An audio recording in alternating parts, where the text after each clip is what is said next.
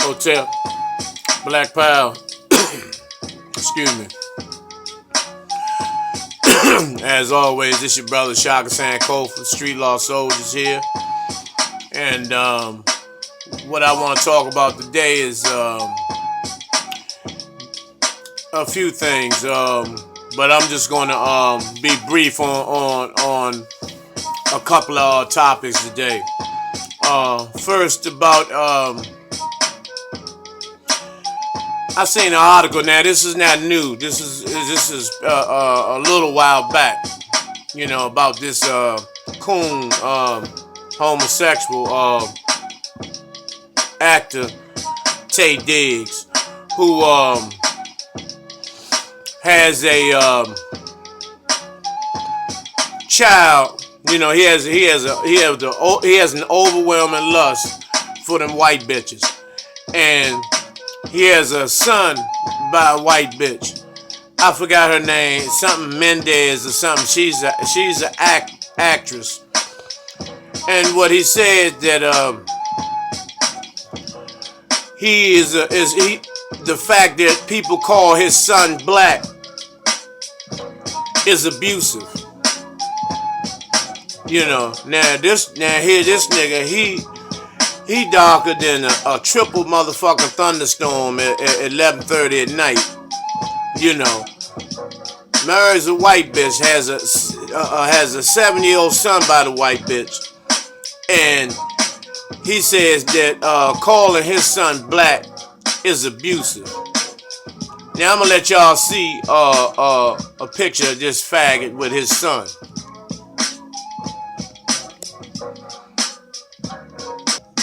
I tried to get the photo. I tried to get the photo for y'all, but I'm unable to retrieve it at this time. But if you get a chance, you can Google it yourself. And he was saying that he think that by his son being seen as black is abusive. Now his son is just light skinned with kinky hair, and he looks just like a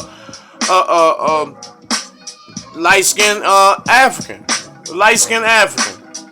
And that goes to show, the self-hatred, that this nigga has, and also he's a homosexual. He bisexual, because he just said he can't wait to star in this movie where he portrays a drag queen. And he said that he's excited about making the movie because he wants to see the homosexual in him. He wants to expose that to the world.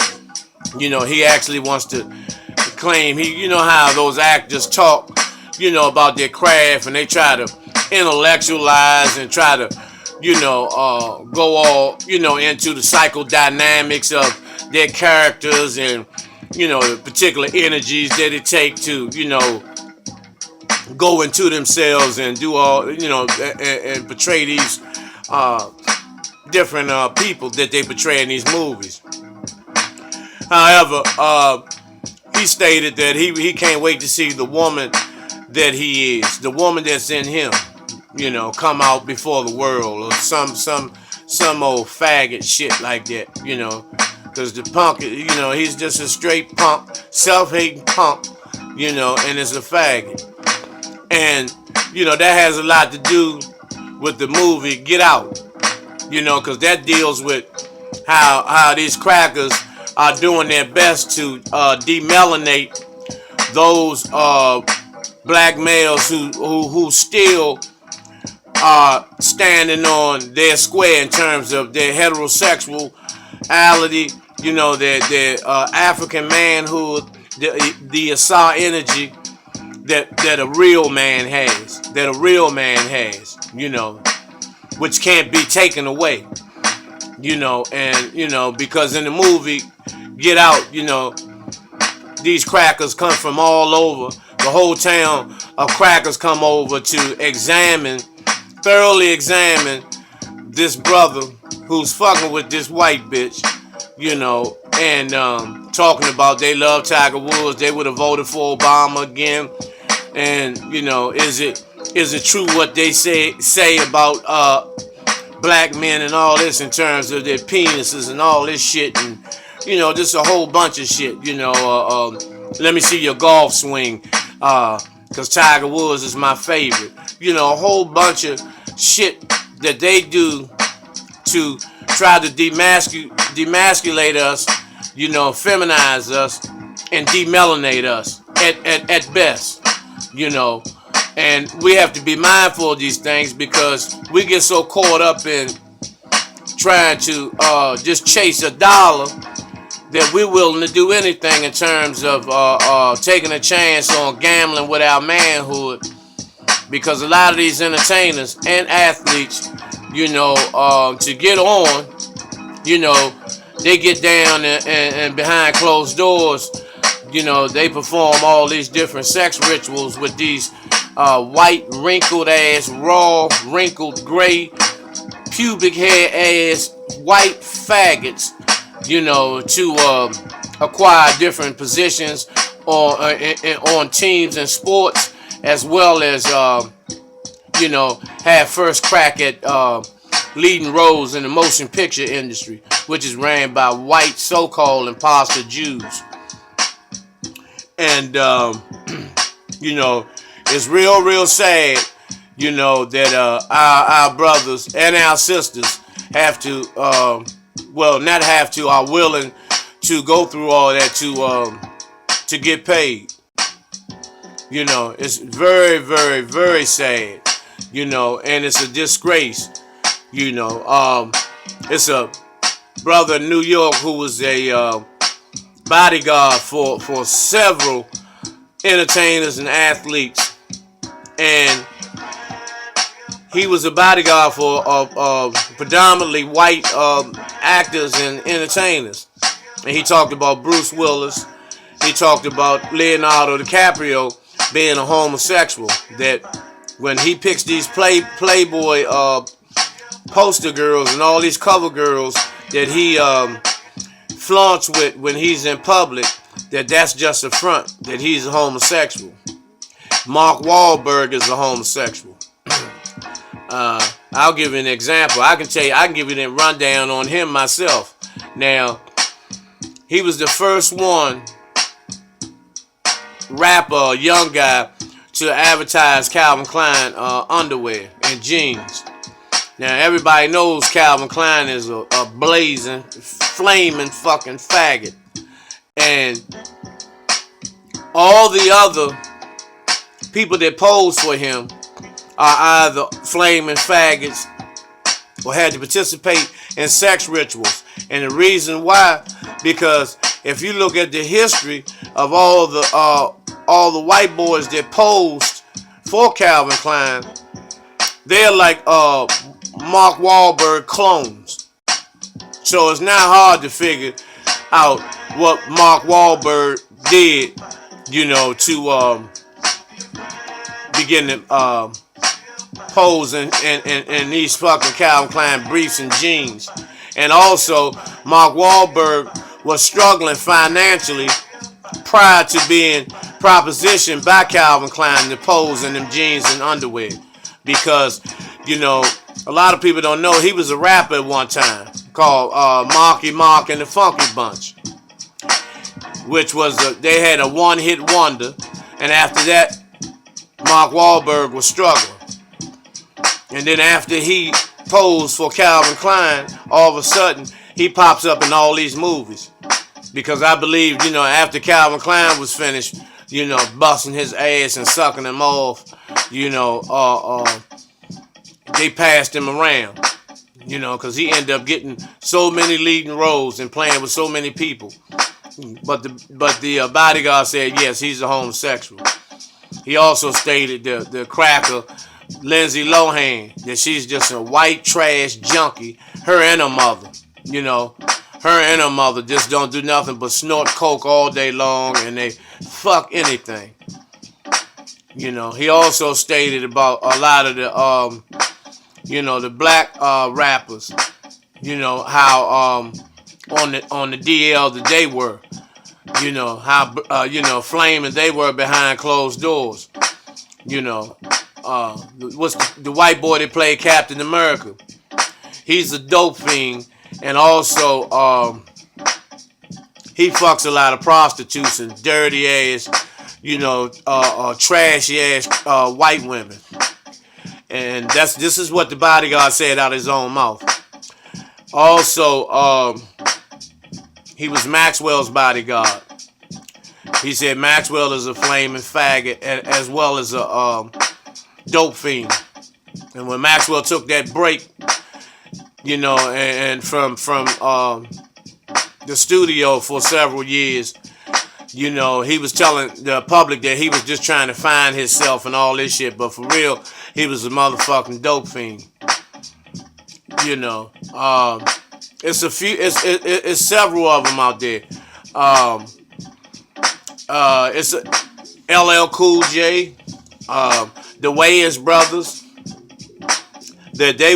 The Wayans brothers paid the bodyguard money to keep the women away from them. So what does that tell you? But everyone knew that the Wayans brothers were faggots. But anyway, enough of that. With the Get Out movie, and which I recommend everyone go see. I have one of those bootleg copies. It's kind of dark, but I was able to watch some of the main courses, the meat and potatoes of the movie. Enough for me to come up with an analogy about the movie. And why is it that all these mediocre black men end up with these ugly white women? You never see an average brother with a so-called pretty white woman. You only see the filthy rich Negroes with the halfway decent white bitches. And these filthy rich Negroes who, they marry these crackers, do the prenup. They get divorced, and see what the white bitch do. She has a plan going into the marriage. With you stupid niggas, Michael Jordan and all you other stupid ass niggas don't realize.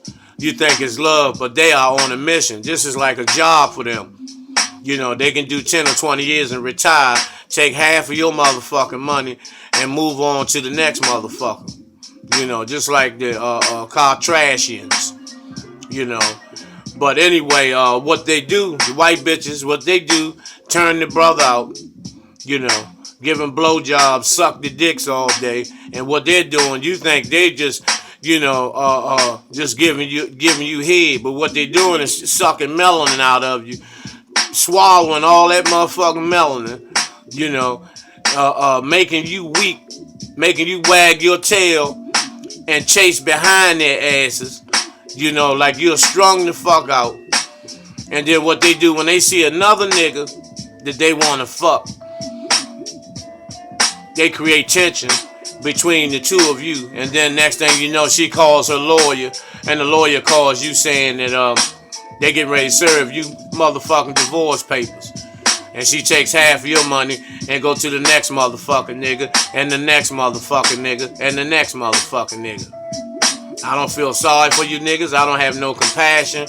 When you in court, when you all fucked up and assed out, that's what you get. That's exactly what you get.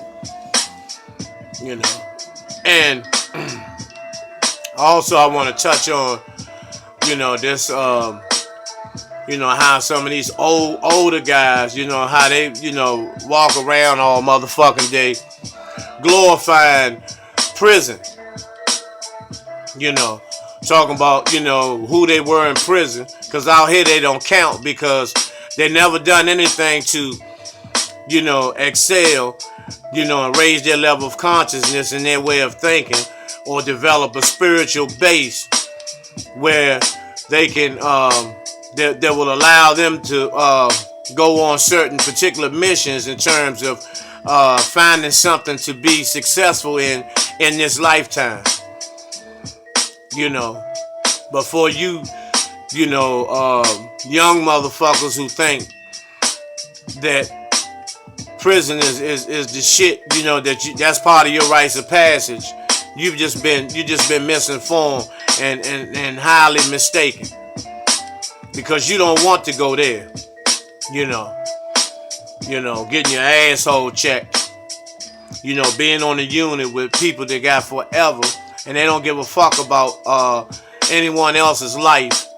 As a matter of fact, if they cut into you, they'll do their best to try to keep you there with them by making you catch more charges and more charges and charges and run your motherfucking bit up, run your time up, you know. Or you could go home disfigured.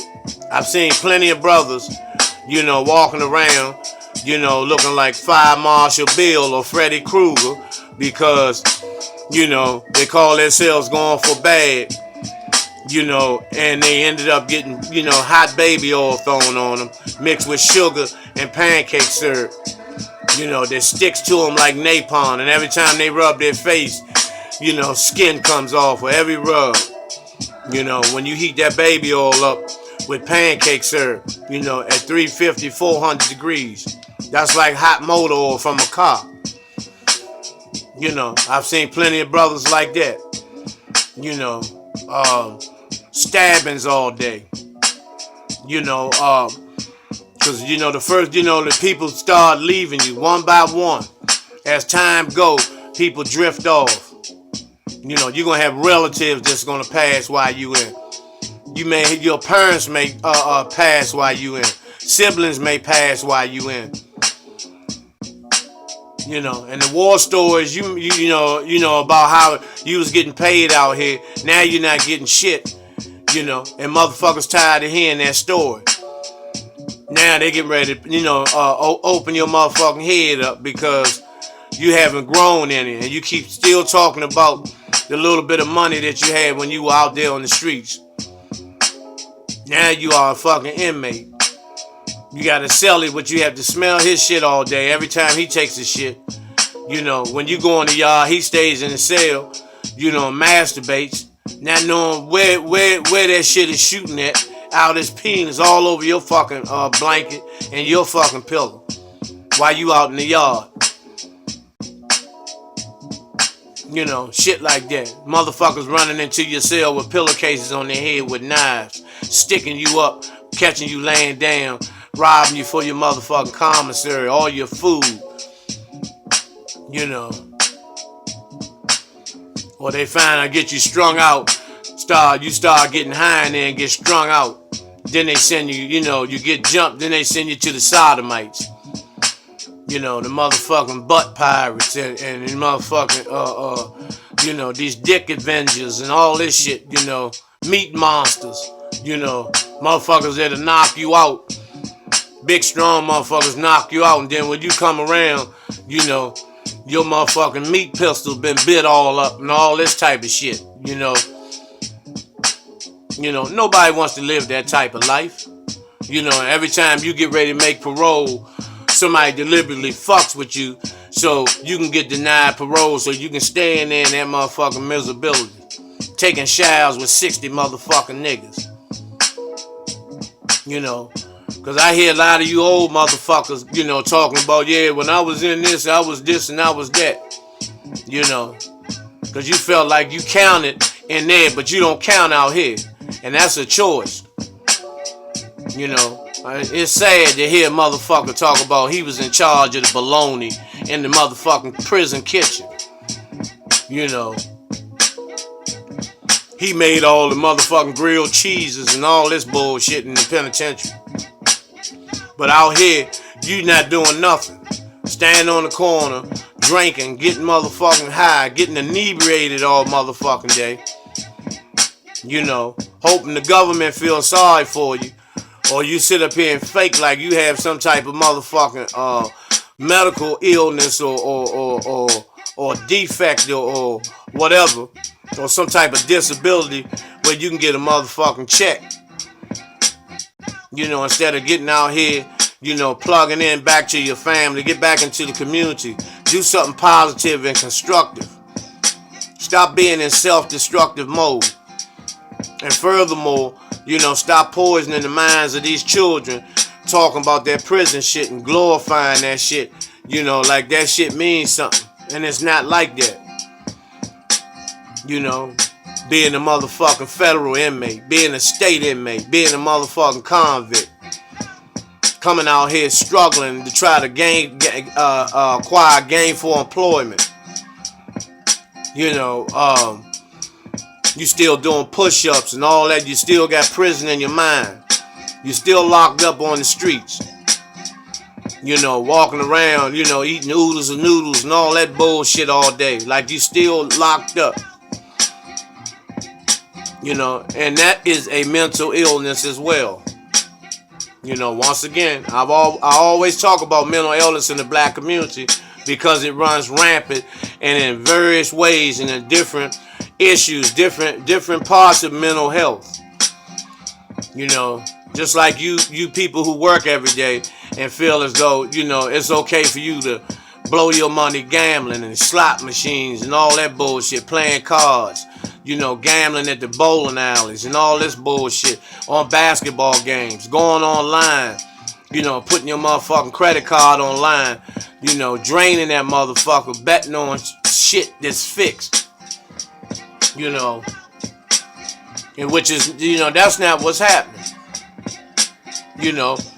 and then a lot of you into the sex shit. You got sex habits. Sitting in front of the motherfucking computer, ass naked, sitting in a motherfucking plastic chair, beating off the motherfucking pictures of and sex talk and shit, because you don't know who you talking to. You sitting there butt ass naked, raping yourself, because that's what beating your dick is. You raping yourself, and it could be a motherfucking dude. And that sex addiction. That shit is not a game. It's not a game. It is not a game.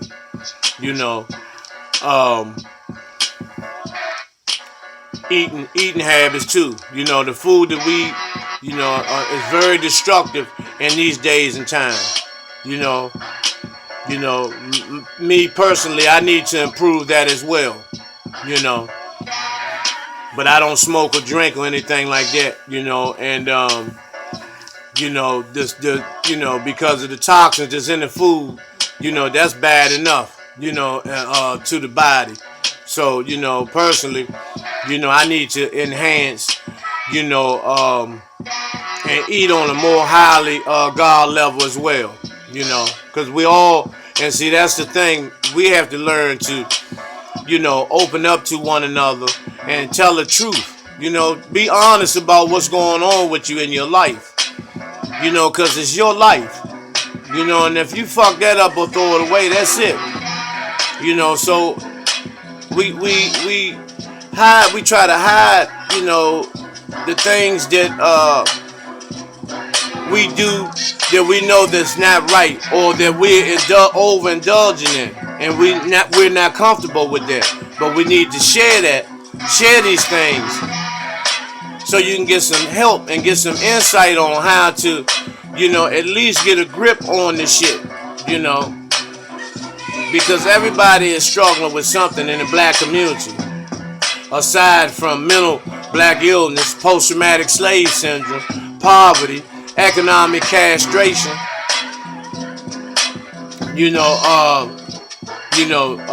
judicial sabotage, meaning, when we go to court and when we stand in front of any type of judge, we're gonna get the worst deal possible.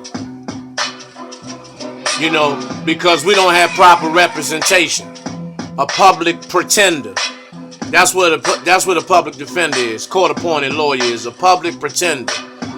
He pretends that he's on your side, but he's a public defender. Listen to what I'm saying. He defends who? The fucking public. He doesn't defend your ass. He's nothing but the weakest. He's the weakest link on the chain in terms of the prosecution, line of prosecution just against you. They already know what they're gonna do with you before you even come into court. You know, they already know what day you're going to court because certain days, certain people get sentenced for certain shit. Certain people get released. Certain people get placed on probation. It's all choreographed. You know, and, you know, you can go in there and pray and all this shit and, you know, thinking that, you know, hoping the judge will have compassion for you. But you going where the numbers go at. You going wherever the numbers land at. And see what will happen. You sit up and pray, but it's your number to go home. So you thinking that your prayer was answered and you got released based off the prayer. No. You know, and then when you don't get released based off the prayer, you'll say that your higher power wanted you to go to prison. You know, and that's being in denial too, spiritual denial. You know, and spiritual denial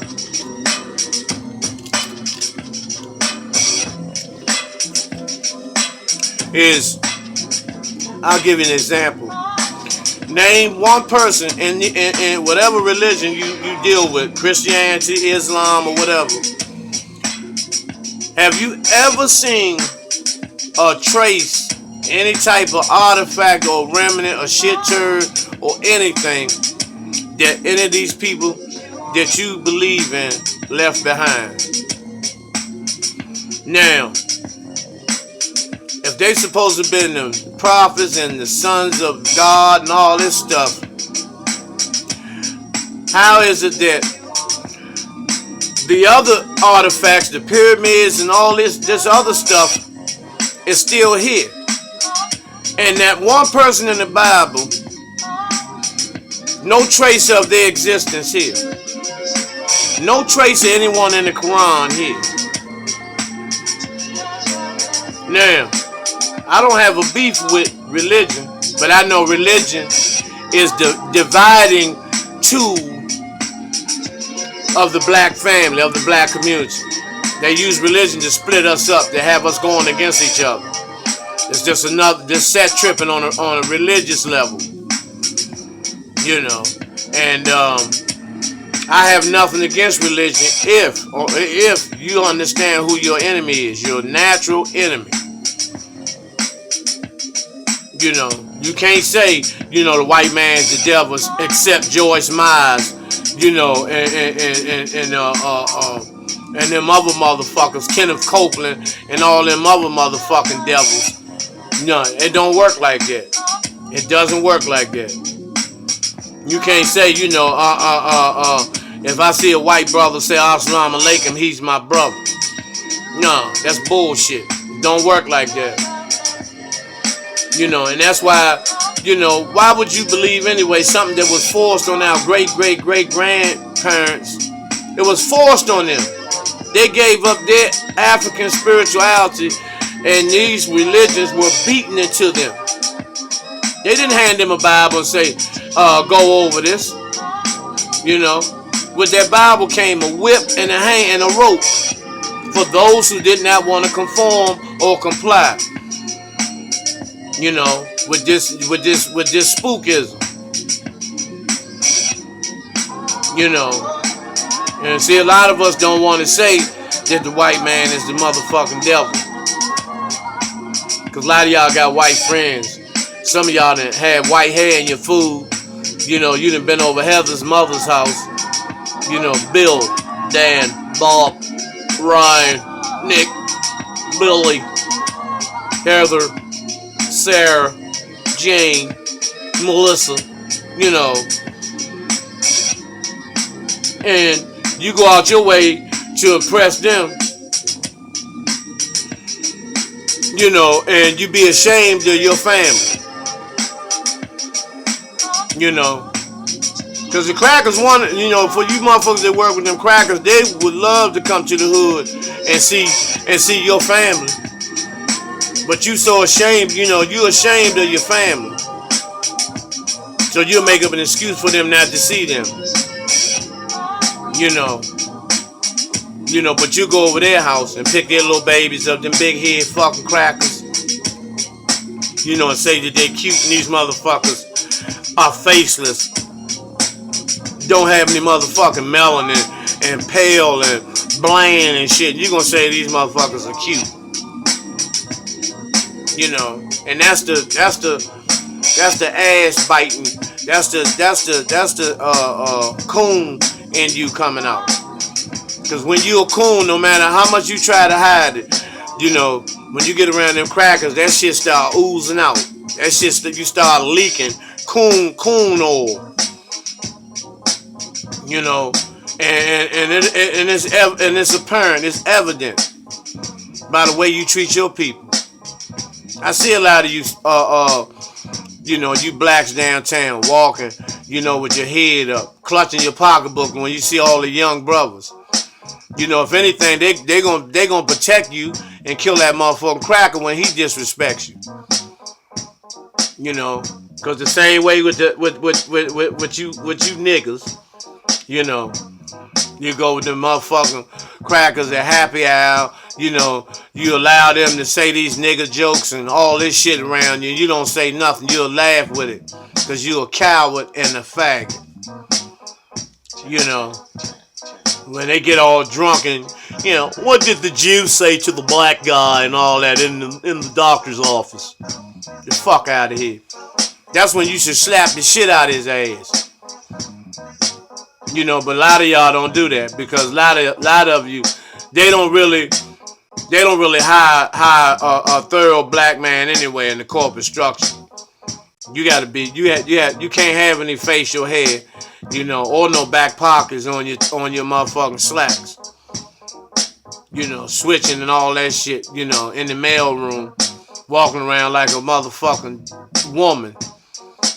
Switching and all that shit. And all they doing is upstairs planning what they gonna do to you when they get you at the motherfucking Christmas party. Once you get drunk and go to sleep. And then they show you the pictures. They show you the pictures of what happened at the Christmas party.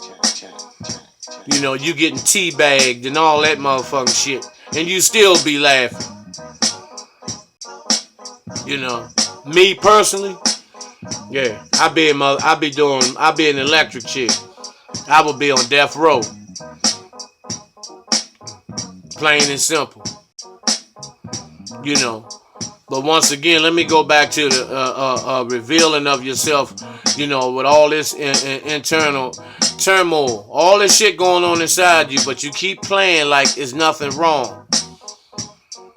Always in somebody else's business. That's a clear indication that you got a lot of shit going on because you spend a lot of time in other people's shit.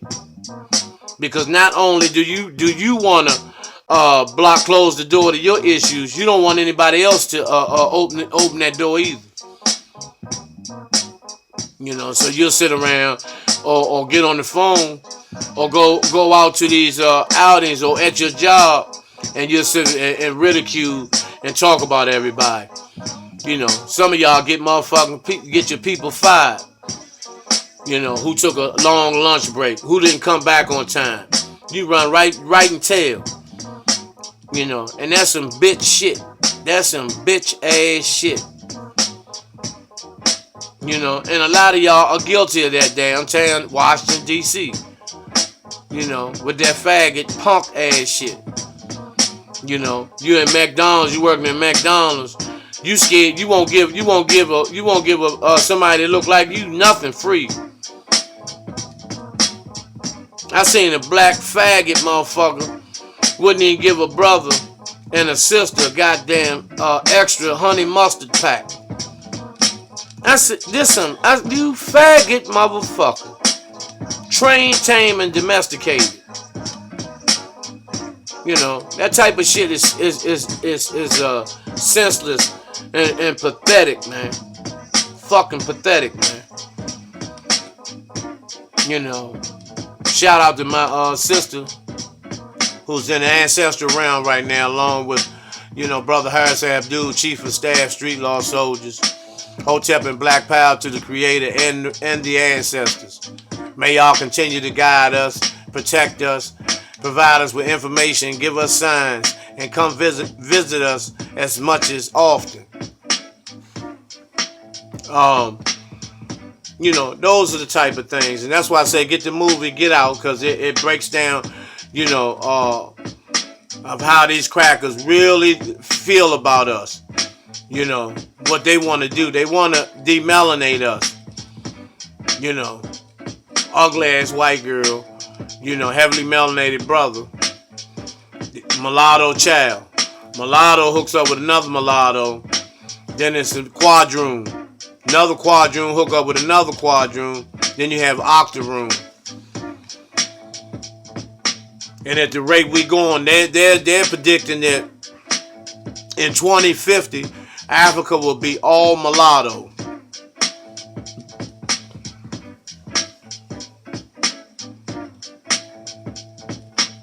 You know, just something to put on your dome to think. Because a lot of us ain't thinking. A lot of us are not thinking. And then when we do think, we think with our dicks. You know, sisters think with their pussies. You know, all that type of shit. You know, because I keep it honest. I keep it jumping. I try to keep it gangster. And I don't mean gangster, you know, because I know the real definition of a gangster. I know what it is to keep it raw and keep it on point, keep it funky, keep it real, like they say. You know, we had to open out, like I said, open ourselves up. Talk about what's going on with you. You know, begin to embrace your brothers. You know, begin to embrace the family structure. Your nieces, your nephews, your cousins. You know, be a part of the solution. You know, get involved. Stop criticizing all the time. Stop talking about what somebody's not doing and you're not even thinking about doing anything. You know, so I'll be getting back with y'all soon. Matter of fact, in a couple of hours. So stay tuned. Black Pile. Peace.